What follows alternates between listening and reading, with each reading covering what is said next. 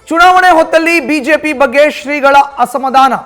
ಮಠಕ್ಕೆ ಭೇಟಿ ನೀಡಲು ಅವಕಾಶವನ್ನ ನೀಡ್ತಾ ಇಲ್ಲ ವಚನಾನಂದ ಶ್ರೀಗಳು.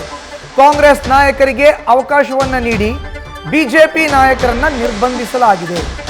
ಬಿಜೆಪಿ ಟಿಕೆಟ್ ನೀಡದೆ ಅನ್ಯಾಯ ಮಾಡಿದೆ ಎಂದು ಶ್ರೀಗಳು ಬಿಜೆಪಿ ವಿರುದ್ಧ ಅಸಮಾಧಾನವನ್ನು ಹೊರಹಾಕ್ತಾ ಇದ್ದಾರೆ.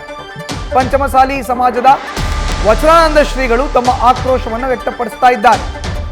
ಬಿಜೆಪಿ ಪಂಚಮಸಾಲಿ ಸಮುದಾಯವನ್ನ ತುಳಿತಾ ಇದೆ. 3 ಟಿಕೆಟ್ ಕೇಳಿದ್ವಿ, ಆದರೆ 1 ಟಿಕೆಟ್ ಕೊಟ್ಟಿದ್ದಾರೆ. ನಾವ್ಯಾಕೆ ಬಿಜೆಪಿಗೆ ಮತ ನೀಡಬೇಕು ಅಂತ ಶ್ರೀಗಳು ಮಾಧ್ಯಮಗಳ ಮುಂದೆ ಪ್ರಶ್ನೆಯನ್ನ ಮಾಡಿದ್ದಾರೆ. ಒಂದನ್ನು ನಾವು ಭಾಳ ಸ್ಪಷ್ಟವಾಗಿ ಹೇಳ್ತೀವಿ, ಬಿಜೆಪಿ ಇಲ್ಲಿವರೆಗೆ ಅಧಿಕಾರಕ್ಕೆ ಬರಲಿಕ್ಕೆ ಪಂಚಮಸಾಲಿಗಳು ಬಹಳ ಬೆಂಬಲವನ್ನು ಕೊಟ್ಟಿದ್ದಕ್ಕೇ ಇವತ್ತು ಬಿಜೆಪಿ ಕರ್ನಾಟಕದಲ್ಲಿ ಅಧಿಕಾರಕ್ಕೆ ಬಂದಿದೆ. ನಮ್ಮ ಬಹುತರ ಪಂಚಮಸಾಲಿಗಳು ಮೊದಲಿಂದನೂ ಬಿಜೆಪಿಯನ್ನು ಗಟ್ಟಿಯಾಗಿ ಹಿಡ್ಕೊಂಡೋದಕ್ಕೆ ಉತ್ತರ ಕರ್ನಾಟಕ ಭಾಗದಲ್ಲಿ ಇವತ್ತು ಪಂಚಮಸಾಲಿ ಸಮುದಾಯ ಗಟ್ಟಿಯಾಗಿ ನಿಂತ್ಕೊಳ್ಳೋದಕ್ಕೆ ಬಿಜೆಪಿ ಅಧಿಕಾರಕ್ಕೆ ಬಂದಿದೆ. ಹಾಗೆ ಗಟ್ಟಿಯಾಗಿ ನಿಂತ್ಕೊಂಡಂತಹ ಪಂಚಮಸಾಲಿ ಸಮುದಾಯಕ್ಕೆ ಬಿಜೆಪಿಯ ಕೊಡುಗೆ ಏನು ಅನ್ನೋ ಪ್ರಶ್ನೆಯನ್ನು ನಾವು ಮಾಡಬೇಕಾಗತ್ತೆ. ಬಿಜೆಪಿಯ ಕೊಡುಗೆ ನಮ್ಮ ಪಂಚಮಸಾಲಿ ಸಮುದಾಯಕ್ಕೆ ಯಾವುದೇ ಇಲ್ಲ.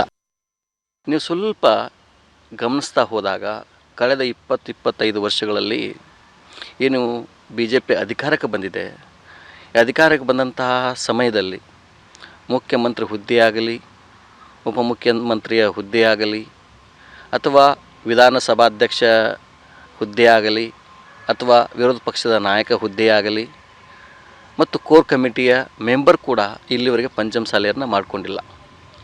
ಹೇಳಲಿಕ್ಕೆ ಬಿ ಜೆ ಪಿ ಅಂದರೆ ಲಿಂಗಾಯತರ ಪಕ್ಷ ಅಂತ ಒಳಗಡೆ ಹೇಳ್ತಾರೆ, ಆದರೆ ಆಂತರಿಕವಾಗಿ ಅಧಿಕಾರ ಪಡೆಯೋಕ್ಕೆ ಎಲ್ಲ ಲಿಂಗಾಯತರು ಬೇಕು. ಆದರೆ ಅಧಿಕಾರ ಹಂಚಿಕೆ ಮಾಡುವ ಸಂದರ್ಭ ಬಂದಾಗ ಕೇವಲ ಒಂದೇ ಒಂದು ಉಪಪಂಗಡವನ್ನು ಹೆಚ್ಚು ಪ್ರಾತಿನಿಧ್ಯವನ್ನು ಕೊಟ್ಟಿದ್ದಾರೆ ಅನ್ನೋದು ಮೇಲ್ನೋಟಕ್ಕೆ ಕಾಣ್ತಾ ಹೋಗ್ತದೆ. ಇಷ್ಟು ನಾವೆಲ್ಲ ನಮ್ಮ ಸಮುದಾಯ ಇಷ್ಟೆಲ್ಲ ಗಟ್ಟಿಯಾಗಿ ನಿಂತ್ಕೊಳ್ಳೋದಕ್ಕೆ ಆ ಪಕ್ಷ ನಮ್ಮ ಸಮುದಾಯಕ್ಕೆ ಏನು ಮಾಡಿದೆ ಈಗ ನೋಡಿ.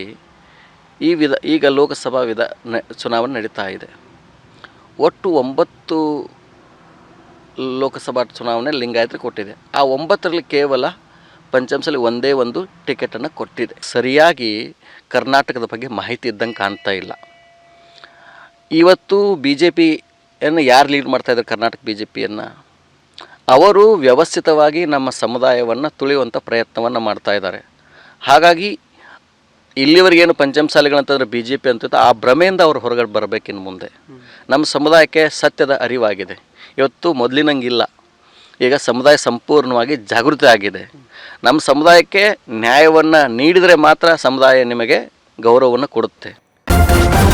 ನ್ಯೂಸ್ ಫಸ್ಟ್, ನಿರ್ಭೀತಿಯಿಂದ ನಿಮ್ಮ ಪರವಾಗಿ.